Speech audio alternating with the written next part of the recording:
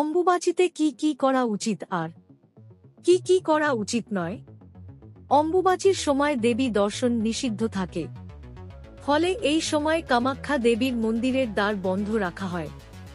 হিন্দু শাস্ত্র অনুসারে এমন কিছু কাজ রয়েছে যা অম্বুবাচীতে করা উচিত নয়। দেখে নেওয়া যাক সেগুলি কি। অম্বুবাচীতে ভূমিকর্ষণ ও বৃক্ষরোপণ নিষেধ, কারণ এই সময় ধরণী ঋতুমতী হয়। এই সময় গৃহপ্রবেশ, বিবাহ ও অন্যান্য শুভ কাজ করা নিষিদ্ধ।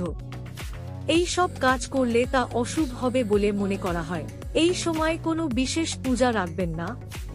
তবে কোনো বছর যদি এই সময় জগন্নাথ দেবের রথযাত্রা পড়ে, তবে তা নির্দিষ্ট নিয়ম মেনেই হতে পারে। কেননা এই সময় নিত্যকর্ম হবে, কাম্য কর্ম হবে না। রথযাত্রা নিত্যকর্ম। যারা আদি শক্তির বিভিন্ন রূপ যথা কালী, দুর্গা, জগদ্ধাত্রী, বিপত্তারিণী, শীতলা, চণ্ডীর মূর্তি বা পট পূজা করেন, তাঁরা মূর্তি বা পট লাল কাপড়ে ঢেকে রাখবেন। পূজার সময় কোনো মন্ত্র পাঠ করবেন না, কেবল ধূপদীপ দেখিয়ে প্রণাম করলেই হবে। অম্বুবাচীতে ভুলেও মূর্তি বা পট স্পর্শ করবেন না। অম্বুবাচীর নিবৃত্তির পর আচ্ছাদন খুলে আসন ধুয়ে দেবীকে স্নান করিয়ে পূর্বের মতো পূজা ও আমদুধ নিবেদন করবেন।